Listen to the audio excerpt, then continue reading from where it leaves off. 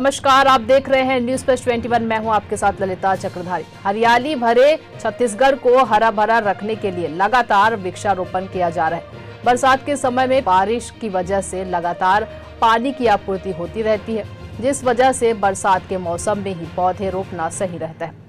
वैसे तो हमारा छत्तीसगढ़ वन समृद्ध और हरियाली भरा प्रदेश है। यहाँ के अधिकांश ग्रामीण क्षेत्र जंगलों से भरा हुआ है, लेकिन बीते कुछ समय से जंगल कम हुए हैं, जिस वजह से मौसम परिवर्तन में भी इसका असर पड़ा है। बेमौसम बारिश, गर्मी की वजह जंगलों का लगातार कम होना है। राजधानी के रिहायशी इलाके शंकरनगर के वार्ड 30 में भी इस तरह के कार्य का सहयोग हो रहा है और लगातार वृक्षारोपण किया जा रहा है। इसी वृहद वृक्षारोपण की कड़ी में मणिकर्णिका मुक्तिधाम में आज वृक्षारोपण किया गया।